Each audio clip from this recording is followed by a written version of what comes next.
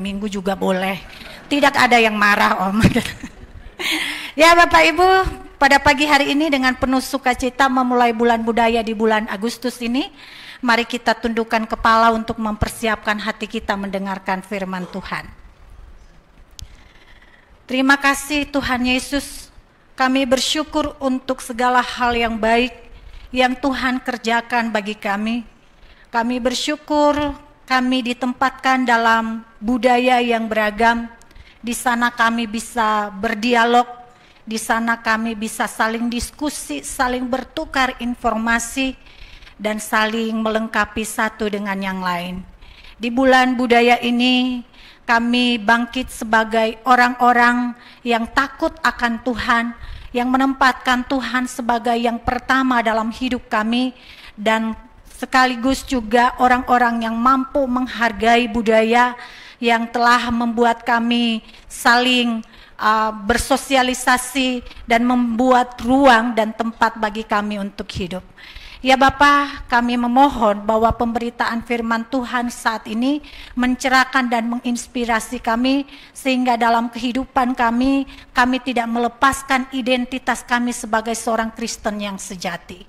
Ini doa kami Bapa, kami mohon pertolongan kuasa Roh Kudus yang bekerja bagi setiap kami saat ini, untuk memimpin kami pada pengertian yang benar.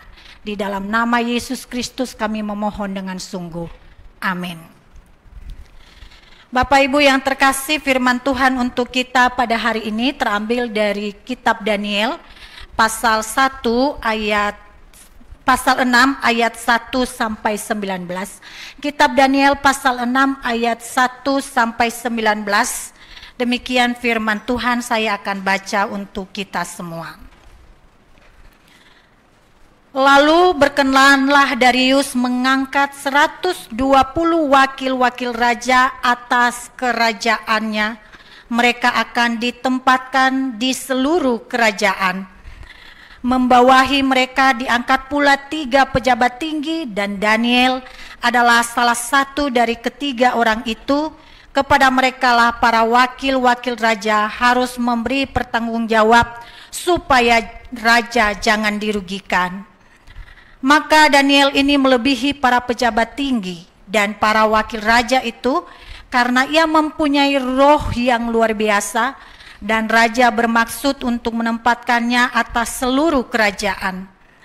Kemudian para pejabat tinggi dan wakil raja itu mencari alasan dakwaan terhadap Daniel dalam pemerintahan, tetapi mereka tidak mendapat alasan apapun atau sesuatu kesalahan, sebab ia setia dan tidak ada didapati sesuatu kelalaian atau sesuatu kesalahan padanya.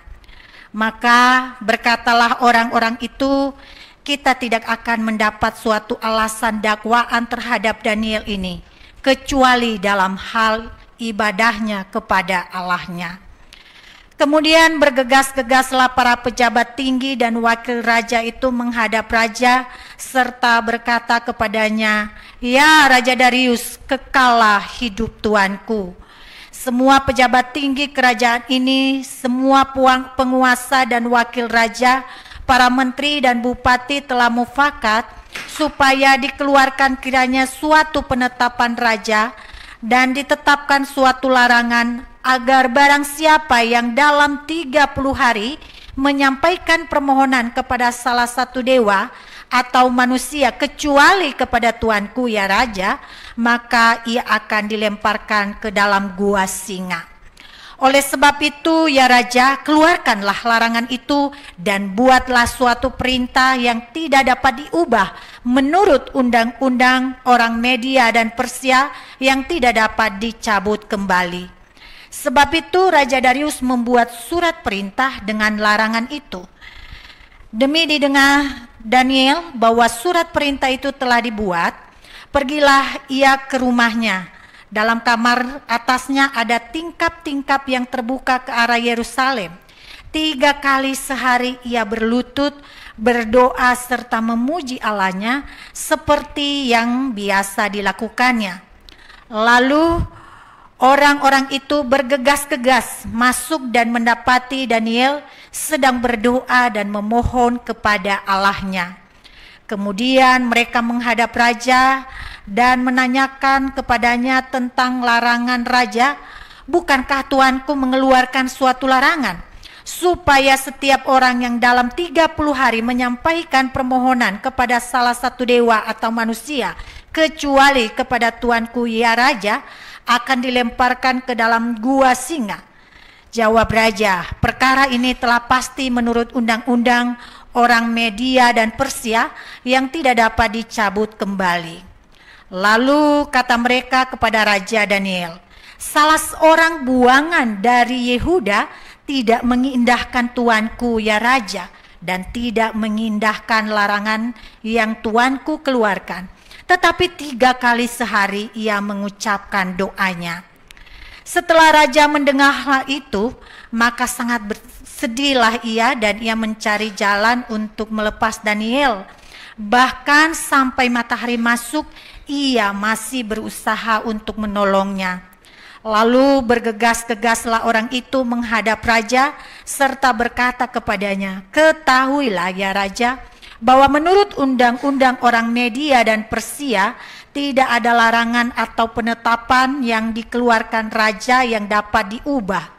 Sesudah itu raja memberi perintah, lalu diambilnya Daniel dan dilemparkannya ke dalam gua singa. Berbicaralah raja kepada Daniel, Allahmu yang kau sembah dengan tekun, dialah kiranya yang melepaskan engkau. Maka dibawalah semua batu dan diletakkan pada mulut gua itu. Lalu raja mencap itu dengan cincin materainya, dengan cincin materai para pembesarnya, supaya dalam hal Daniel tidak dibuat perubahan apa-apa. Lalu pergilah raja ke istananya dan berpuasalah ia semalam-malaman itu. Ia tidak menyuruh datang penghibur-penghibur dan ia tidak dapat tidur. Pagi-pagi sekali ketika fajar menyingsing, bangunlah raja dan pergi dengan buru-buru ke gua singa. Sedemikian jauh pembacaan firman Tuhan. Bagi kita yang berbahagia adalah kita yang mendengar dan juga melakukannya. Haleluya.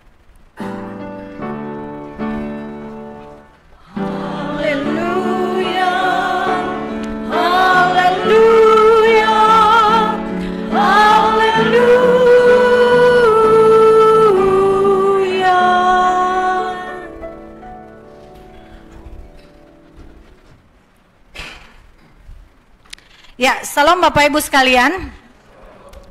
Tema kita hari ini adalah budaya populer atau ya budaya populer dalam memulai bulan budaya secara sinodal di Gereja Kristus.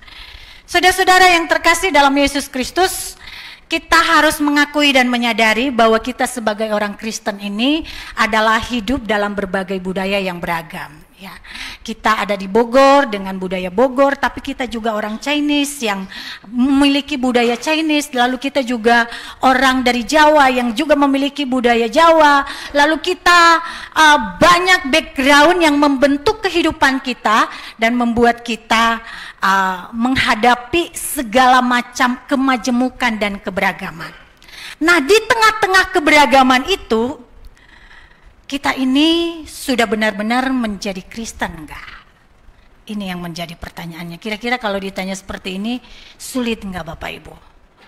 Apakah saya ini sudah benar-benar menjadi Kristen dalam perjumpaan sekian banyak budaya? Dalam perjumpaan gaya hidup yang beragam, apakah saya ini sudah menjadi Kristen yang sungguh-sungguh?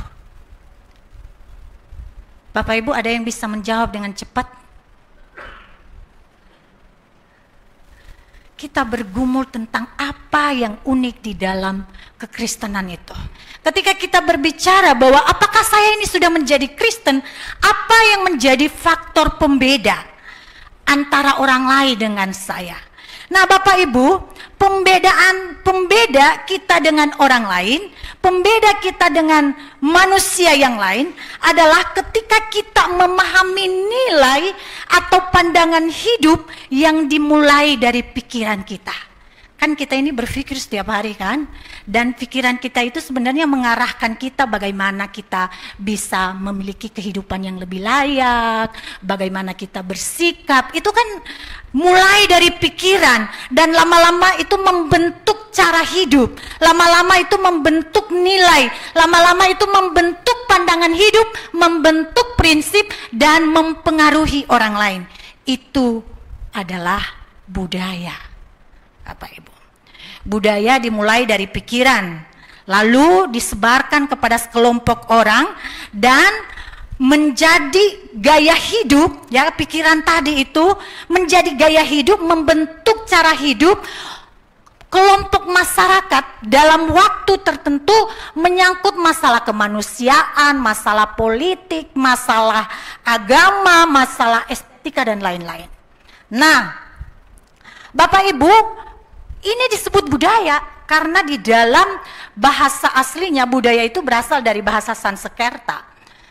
Pikiran segala hal yang berkaitan dengan pikiran, ide-ide yang membentuk cara hidup, ya itu budaya gitu yang kita pelajari hari ini. Nah, budaya itu akan terwujud dalam berupa ide, tindakan. Ya, ide itu kan bisa dituliskan, bisa dituturkan dari nenek moyang. Nanti kalau kamu married, nanti yang kamu lakukan pertama begini gitu kan, dituturkan idenya, ada nilai yang selalu disampaikan gitu ya. Lalu ada tindakan. Ketika kita memikirkan sesuatu, menganggap itu sesuatu yang baik dari pikiran kita, maka kita bertindak. Ya, membentuk gaya hidup kita. Lalu karya, ada patung, ada apa, ini juga karya seni sih, ini bunga dirangkai, itu kan dari pikiran. Kalau orang nggak punya pikiran gimana bisa jadi begini kan, indah gitu ya. Itu berupa wujud daripada budaya itu. Nah, kalau kita berbicara tadi, apa sih nilai kekristenan ini? Apa yang menjadi pembeda daripada yang lain? Toh orang lain juga punya budaya kan? Orang lain juga punya tradisi. Maka pembeda kita yang pertama adalah kita berjalan sesuai dengan pikiran Allah. Apa yang menggerakkan kita untuk bertindak menjadi motor itu semua adalah pikiran Allah. Apa itu pikiran Allah? Ringkasan dari seluruh hukum Taurat. Apa itu? Kasihilah Tuhan Allahmu dan kasihilah sesamamu manusia. Cuman itu pikiran Allah. Nanti bisa didetailkan, dikhususkan, diaplikasikan dalam tindakan dan aspek hidup yang lebih banyak. Nah, yang menjadi penggerak kita adalah kasih Allah itu. Orang bisa bertindak baik, tapi bukan karena kasih loh. Tapi kenapa? Kan kita sering berbicara, apa ya menjadi pembeda kita? Itu sana saleh, di sini saleh. Lah terus kita kenapa? Juga kalau memang sama-sama saleh, sama-sama baik, apa pembeda kita? Pembeda kita adalah yang menggerakkan kita adalah pikiran Allah. Pikiran Allah yang terus mengalirkan kasih-Nya. Sehingga ketika aku melayani, bukan melayani karena kepentinganku terpenuhi, tetapi karena kasih yang dari Allah yang mendorongku. Ketika aku melakukan sesuatu di rumah tangga, itu bukan karena aku show off atau ingin menampilkan diri sebagai hero. Tetapi saya melakukannya itu karena kasih yang terus mendorong saya untuk melakukan sesuatu. Jadi pembeda orang Kristen itu Bapak Ibu adalah kasih yang mendorongnya untuk melakukan sesuatu. Menjadi penatua, kasih yang mendorongnya. Menjadi pengurus, menjadi pelayan, menjadi pendeta, menjadi apapun kita didorong oleh kasih. Bahkan menjadi ibu rumah tangga sekalipun harus didorong oleh kasih. Kalau kita didorong oleh embel-embel yang lain, berarti kita sama dengan dunia. Ada yang melakukan perbuatan baik, tetapi untuk kepentingan diri. Agar saya terlihat hebat, agar saya terlihat baik di depan orang, dan pujian mendatangi ke saya. Gitu. Tapi pikiran Allah itu adalah pikiran yang mendasari seluruh pergerakan kita, sehingga kita menjadi beda. Jadi unik ya kita ini karena didorong oleh kasih. Nah Bapak Ibu, apakah di tengah-tengah kehidupan berbangsa kita di Indonesia ini punya budaya-budaya yang kita sudah hidupi, kita punya budaya yang mencerminkan kasih enggak? Yang mengandung nilai dan falsafah kasih? Oh pasti ada. Kalau kita bicara tentang gotong royong ya, itu juga kasih. Bagaimana yang satu bisa menopang yang lain.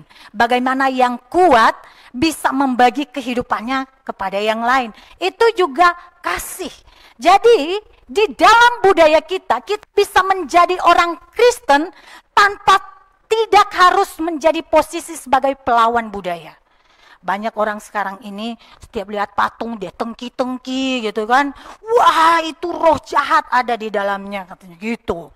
Lalu dia lihat bunga yang dibuat oleh manusia kali, wah dia usir roh-roh jahat di dalamnya. Seolah-olah budaya harus di bumi hanguskan.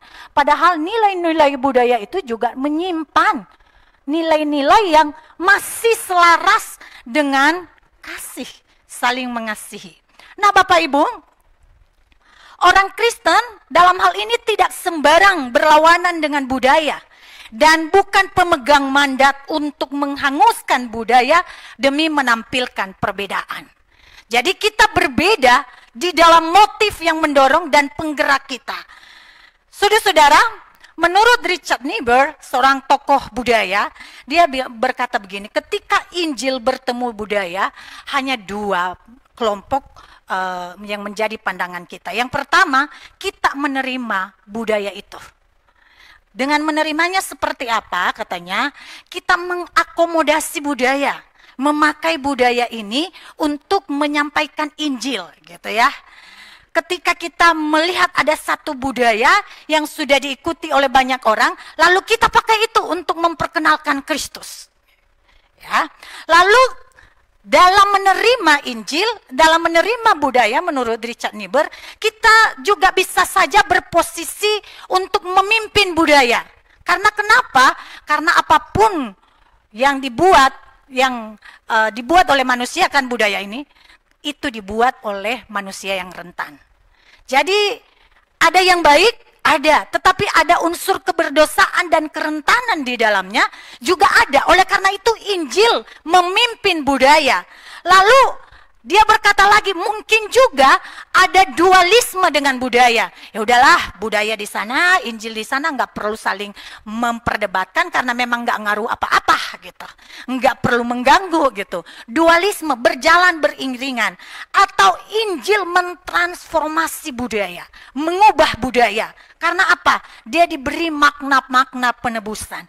Dan yang terakhir, yang masuk dalam kelompok kedua itu adalah Injil melawan budaya. Nah, bagaimana Injil yang melawan budaya itu? Ini kita dapatkan di dalam teks yang kita baca. Daniel menolak budaya media Persia.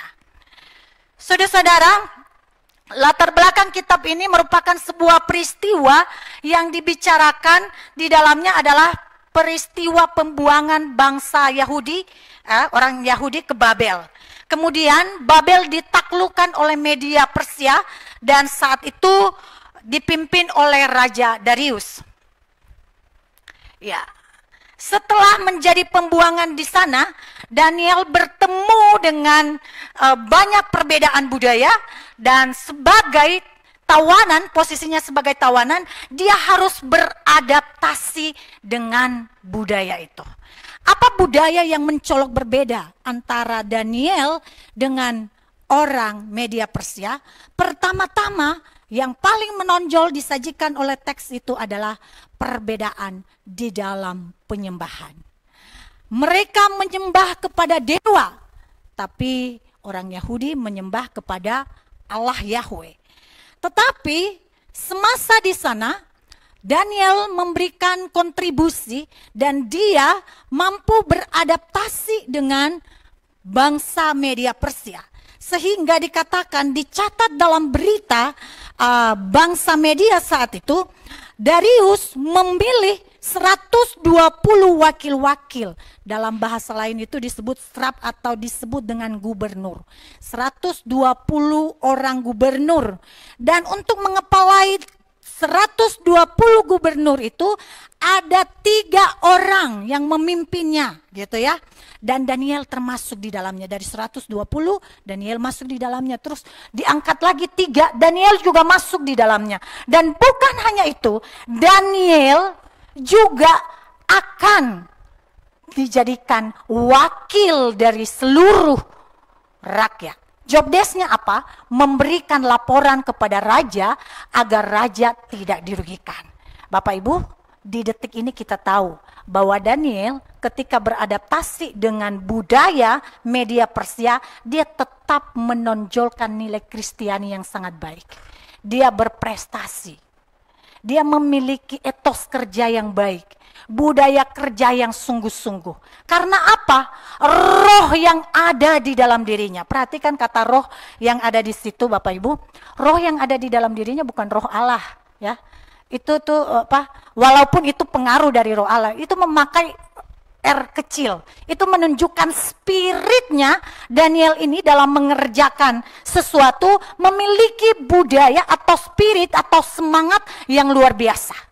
Jadi Bapak Ibu, kalau kita udah berada dalam posisi yang lebih rendah, tidak ada jalan keluar bagi kita selain bangkit dan naik ke atas. Tidak boleh hanya memilih untuk ngeluh-ngeluh, tidak boleh hanya memilih untuk menjual-jual kemiskinan gitu kan.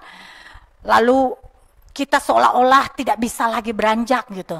Tapi Daniel di dalam menghadapi kenyataan hidupnya sebagai tawanan dan seorang yang pendatang di dalam budaya media Persia, dia menonjolkan budaya yang bernilai tinggi termasuk di dalam kerja. Dia memiliki semangat kerja yang baik. Nah, dari hasil kerja itulah dia diangkat menjadi kepercayaan. Nah, kisah ini berlangsung ketika sebuah prestasi tidak selalu diresponi dengan baik. Ada saja golongan yang meresponnya dengan apa? Keirian gitu. Saya pernah mendengar seorang tokoh berkata begini, apa yang menjadi kekuatanmu sekaligus akan menjadi kelemahanmu. Karena kenapa? Kekuatanmu barangkali engkau akan mendapat prestasi, tapi saat itu engkau akan mendapat musuh juga yang akan mencari-cari kesalahanmu. Karena kenapa? Tidak semua orang menghargai sesuatu yang baik sebagai yang baik. Dan di dalam media Persia ini ada sebuah cara pandang budaya yang tidak mampu menghargai prestasi ternyata. Dan ketika Daniel berprestasi, mereka membuat pemufakatan. Saudara-saudara, itulah yang terjadi dengan Daniel ketika sebuah kualitas diri dan prestasi terkadang menjadi alasan bagi membenci, dan mayoritas pejabatnya akhirnya bersepakat menyingkirkan Daniel. Isu agama digulingkan, muatannya adalah kepentingan. Mereka menjebak raja agar membuat aturan selama 30 hari semua rakyat hanya menyembah kepada raja. Bapak Ibu, coba bayangkan, para pejabat ini mulai bermufakat dan mencari undang-undang untuk menyalurkan niat jahat mereka.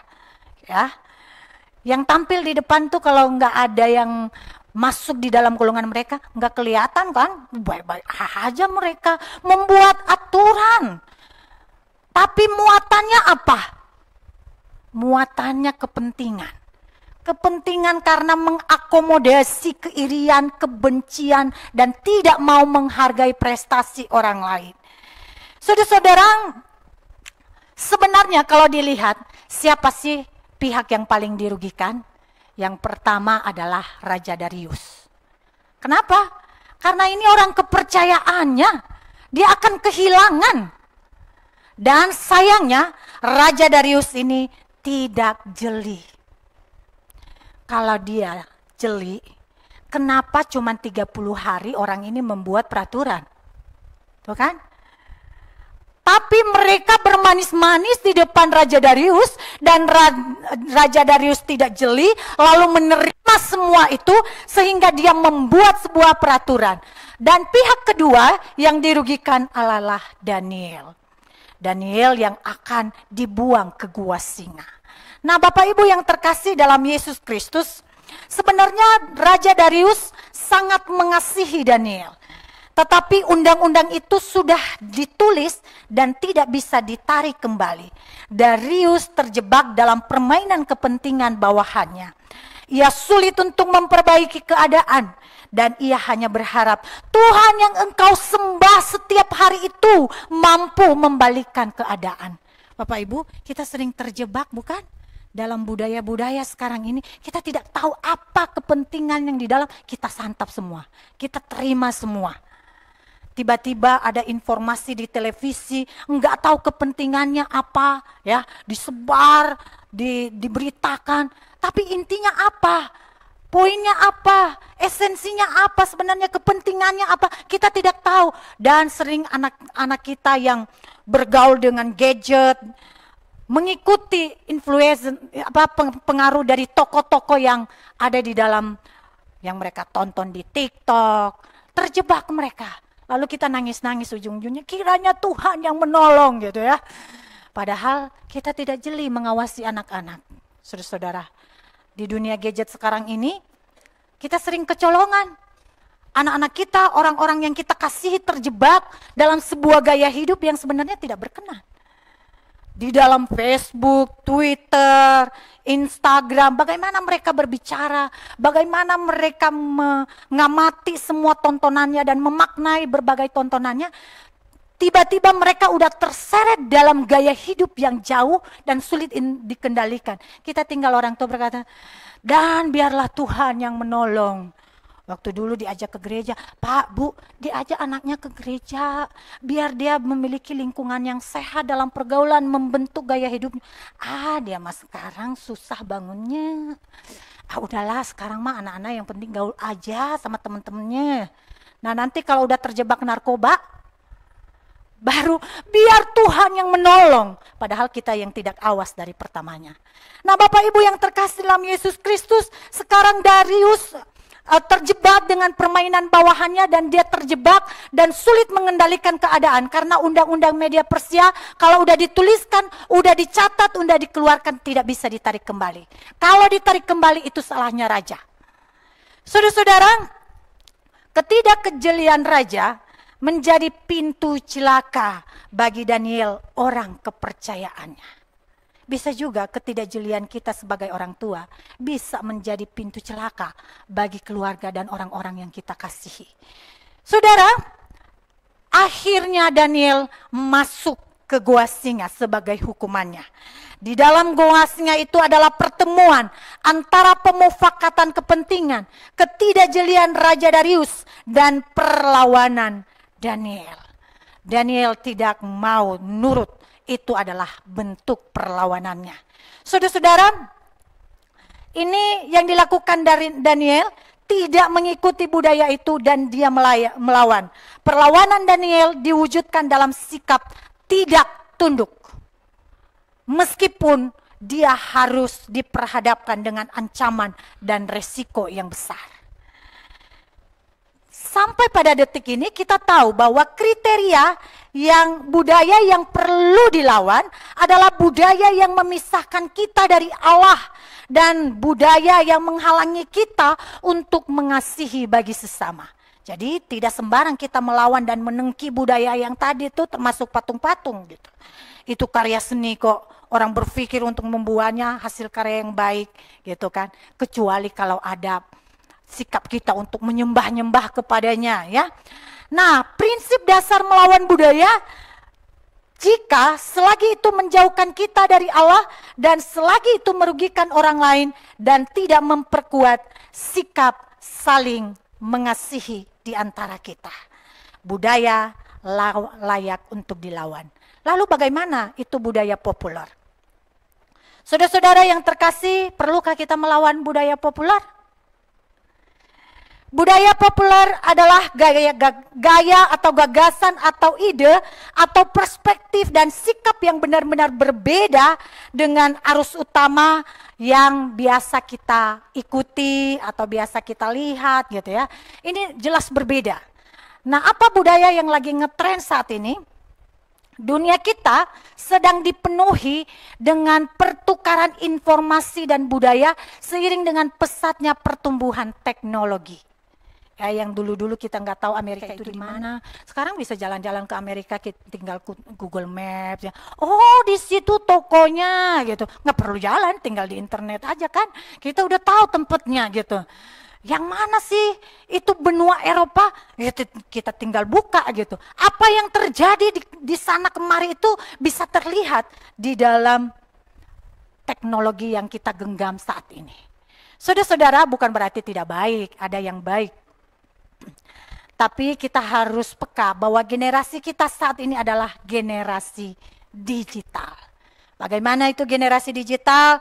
Dia punya satu barang saja udah bisa menjelajahi dunia dengan berbagai nilai dan informasi. Saat ini tidak perlu repot-repot, ada artificial intelligence yang bisa membuat kita bisa membuat makalah gitu ya. Kita tinggal tulis, tolong buat makalah dengan judul ini. Wah, artificial intelligence langsung membuat topiknya beserta slide-slide-nya. Tapi slide ini nggak dibuat oleh dia. Masih ada rasa pertanggungjawabannya. Rasa pertanggungjawaban moral. Di Jerman, udah mulai pendeta tidak perlu berkhotbah. Tinggal robot yang berkhotbah. Ya. Kalau kita tanya apapun, dia sudah memiliki otak yang sangat luar biasa. Bahkan kemarin di kita PA, ternyata read.ai.meeting, saya kirain orang yang ada di PA siapa ini dia teh. Saya sapa-sapa terus. Ternyata itu perkembangan teknologi yang merekam suara gitu ya. Dari Zoom, dari aplikasi Zoom. Jadi tidak perlu pakai sekretaris, tapi masih tetap pakai sekretaris kalau rapat ya. Tidak perlu pakai sekretaris. Kalau perlu ditulis, dia tulis. Dia rekam sendiri, gitu ya. Sekarang robot-robot di beberapa belahan dunia yang maju sudah menggantikan posisi manusia. Kenapa? Karena robot lebih kuat. Dan kalau dia jatuh, tidak ada nyawa yang melayang, tidak ada yang perlu dibiayai. Robot kuat mengerjakan apapun. Dan banyak manusia yang menganggur. Ya. Kalau dulu kita ke bank, kita speak dulu ya sama tellernya. Hei Aci, udah lama tidak bertemu gitu kan. Sekarang tinggal cetek-cetek di mesin ATM atau udah selesai gitu. Atau mau ngirim duit, dulu kan kita masih bisa bertemu dengan orang. Kita bisa say hello gitu. Sekarang di handphone udah terkirim di sana kan. Memang mudah, tapi apa akibatnya? Pertemuan sosial antara umat manusia menjadi terbatas. Orang diperkuat dalam nilai individualistik dan teknologi itu tidak menjawab kebutuhan emosi manusia. Kita semakin mengurung diri ke kamar, dan karena di kamar itu sudah menjadi dunia yang kita bisa jelajahi, kita bisa berbicara, kita bisa video call, dan kita seolah-olah tidak membutuhkan manusia lagi. Cukup ada di kamar. Sekarang apa yang terjadi Bapak Ibu? Kalau dulu orang tua masuk ke kamar anaknya, senang banget anaknya diperhatikan. Sekarang marah-marah anak-anaknya. Kenapa? Dia merasa terganggu privasinya. Dia pingin sendiri, diketuk-ketuk. Apa sih Mi? Ini lagi sibuk nih gitu ya. Dia nggak mau bertemu. Dia asik dengan dunianya. Bayangkan setiap hari dia tonton itu teknologi. Dia lagi menonton game. Tahu Bapak Ibu, game yang dimainkan di sana. Berjam-jam dia mainin game yang saling bantai-bantai. Membunuh-membunuh, tapi kita biarkan dia. Akhirnya apa yang terjadi? Ketika di sekolah dia bantai temannya, dia bully temannya. Karena dia merasa tertawa dia kalau menang, ada adrenalinnya yang naik ketika dia sudah bantai itu di dunia maya, lalu adrenalinnya juga ternyata di dunia nyata juga terbawa, lalu dia bully temannya, dia pukulin temannya, dia bantai temannya, seakan-akan dia hebat. Lah itu yang terjadi, orang semakin personal touch-nya, keakraban satu dengan yang lain tidak ada, individualistik, memperhatikan, saling membagi kasih sudah menjadi memisahkan kita antara satu dengan yang lain. Alat-alat teknologi dengan segala kecanggihannya telah memperkuat individualistik dan hedonisme. Nah, hedonisme itu digambar-gambarkan di situ tuh. Anak muda sekarang yang umur 30 tahun mereka pamer ya. Berapa saldomu? 30 miliar padahal nipu kan? 30 miliar, kamu kurang. Saya mas 100 miliar. Kalau kita mikir-mikir, kita jungkir balik ngumpulin pakai sendok, udah kumpulin pakai sendok, pakai karpu juga bolong-bolong kan. Nggak ngumpul itu di usia 30 tahun kan. Ini dapat dari mana? Ternyata nipu. Karena kenapa? Mereka sudah dituntun oleh teknologi dengan gaya hidup yang ada di sana. Nah saudara-saudara, orang semakin tidak peduli dengan orang lain dan seluruh hidupnya dikerahkan untuk mengejar brand. Barangmu apa? Tasmu mereknya apa? Orang lagi tidak membeli berdasarkan fungsinya, tapi brandnya. Dia membeli brand, meskipun mahal, tapi dia beli berdasarkan itu. Akhirnya diberitakan di beberapa bulan yang lalu, satu keluarga di Kalideres meninggal dunia diduga karena kelaparan. Bayangkan Bapak Ibu, tidak tercium oleh keluarga tetangga gitu. Walaupun mereka mengatakan itu memang keluarga aneh gitu katanya ya. Itu keluarga aneh, kurang terbuka. Kalaupun dia keluarga aneh dan tidak terbuka, berarti dia punya prinsip pengaruh individualistik. Dia nggak membutuhkan orang lain. Akhirnya meninggal satu keluarga di dalam rumah, 4 orang. Diduga kelaparan. Kalau di pedesaan mungkin nggak terjadi seperti itu. Ketika nggak nongol, disapa, si Aci mana? Walaupun itu kadang-kadang orang di perkotaan kepo banget sih gitu. Udah deh urusin dirimu sendiri aja. Tapi di pedesaan berguna juga. Aci kok nggak keluar-keluar ya? Jangan-jangan Aci lagi sakit, ditengokin. Kalau orang perkotaan ditengokin dia terganggu privasinya. Bahkan ada yang sudah mendaftarkan diri ke saya kalau lagi sakit tuh, tolong ya Bu, didoakan saja jangan dibesuk-besuk gitu. Padahal saya bikin besuk sekali gitu. Jangan Bu, jangan dibesuk-besuk. Kalau di pedesaan dia pengen sekali dibesuk, cari perhatian bahkan gitu. Nah Bapak Ibu, itu adalah dampak dari pengaruh individualistik. Dan akhirnya orang memikirkan bahwa gaya hidup, dia menilai dirinya berharga ketika dia mengenakan baju-baju yang bermerek, barang-barang yang bermerek. Dicatat dalam penelitian, di tahun 2018 Indonesia negara konsumtif nomor 3 terbesar di dunia. Gitu. Di atasnya ada India. Gitu ya. Jadi negara-negara yang berkembang justru menjadi target eksploitasi para influencer yang mempengaruhi. Bagaimana cara mereka? Dikasihlah itu iklan biar putih. Nanti kalau kamu pakai ini putih jadi cantik. Bener, putih jadi cantik. Padahal nggak dicatat dalam Alkitab itu yang putih yang cantik. Adanya juga kalau dari timur sana hitam manis, ya kan?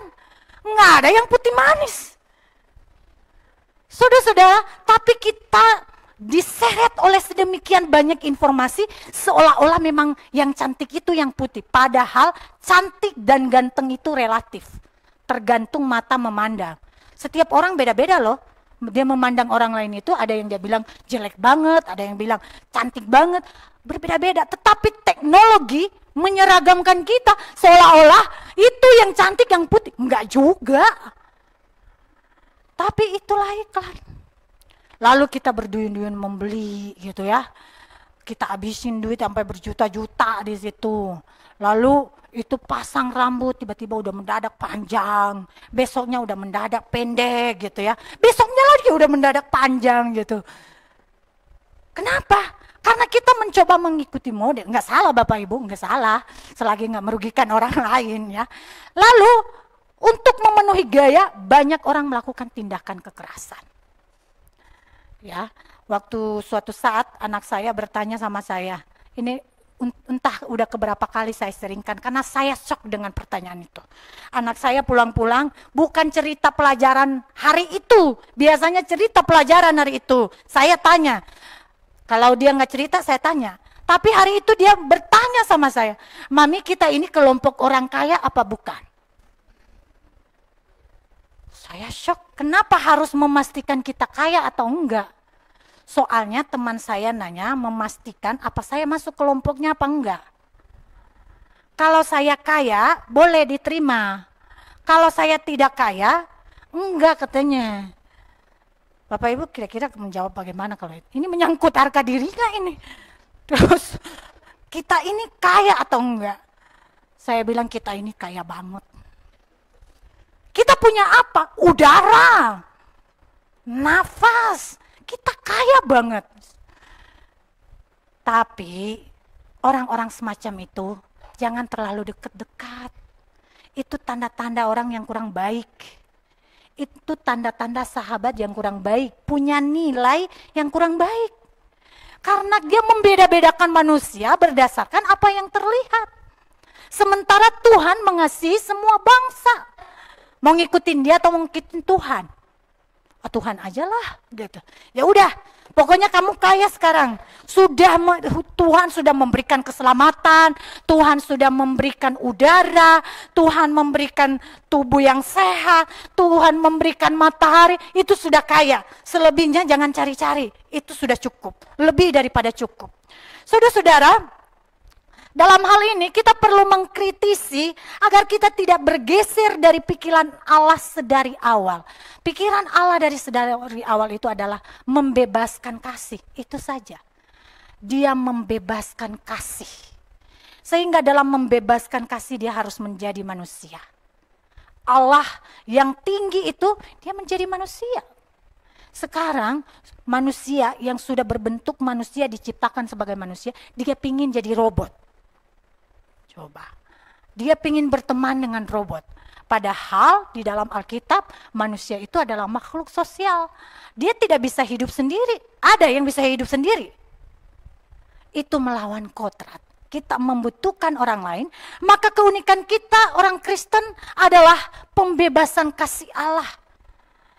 Orang tidak bisa hidup sendiri. Dari pertama dia lahir dia membutuhkan seorang ibu. Kalau dia nggak diasuh, kalau dia nggak dilahirkan, datang dari mana dia? Dari bawah pohon. Dulu waktu saya kecil dibilang, kamu itu dari jempol kaki keluarnya, kamu dari pohon pisang. Setelah lama-lama, kok bisa pohon pisang keluar manusia gitu ya? Ya, kita ini nggak bisa hidup tanpa orang lain. Artinya Allah sudah mendesain seperti itu. Dan tugas kita adalah membebaskan kasih bagi sesama. Manusia adalah target kasih dan kepedulian Allah. Dan ini adalah budaya Kristiani. Semua hal yang menjauhkan kita dari prinsip dan gaya hidup dan budaya ini, kita layak untuk menolaknya. Nah saudara-saudara, suatu saat kelak, kita harus menyadari bahwa Allah menanyakan pertanggungjawaban kita, bukan? Kita kembali kepada Allah dan dia menanyakan pertanggungjawaban kita tentang hidup. Ia tidak menanyakan seberapa banyak barang branded. Kalau kita nanti kembali kepadanya kan, dia nggak nanya, dulu waktu hidup, Ibu Gia sudah punya tas branded berapa? Nggak nanya gitu. Tapi dia menanyakan seberapa banyak kasih yang telah kita sebar. Saudara-saudara yang terkasih dalam Yesus Kristus, dalam bulan budaya ini, kita tetap memegang satu prinsip, apa yang dikatakan oleh Yesus Kristus. Ia berkata, sesungguhnya segala sesuatu yang kamu lakukan untuk salah seorang dari saudaraku yang paling hina itu, ini kamu telah melakukannya untuk aku. Jadi apa faktor pembeda kita? Adalah kasih. Lakukan kasih. Apapun yang kita kerjakan didorong oleh kasih. Jangan ada embel-embel yang lain. Apapun yang kita kerjakan, kita pikirkan, resapi itu, hayati, pikirkan ulang. Apakah ini karena kasih atau ada tebengan-tebengan yang lain yang lebih menjadi motivasi utama. Saudara-saudaraku yang terkasih, saya pun manusia, sering digoda oleh iklan. Saya pun manusia, sering tergoda oleh kenikmatan. Tetapi kita harus tahu, dalam merayakan kehidupan ada batas-batas tertentu yang kita harus ikuti dan ada batas tertentu yang harus kita tolak. Yang pertama, ketika itu menjauhkan kita dari Allah. Dan yang kedua, ketika kita tidak lagi bisa memiliki kasih dalam melakukannya. Tuhan Yesus memberkati kita semua. Amin.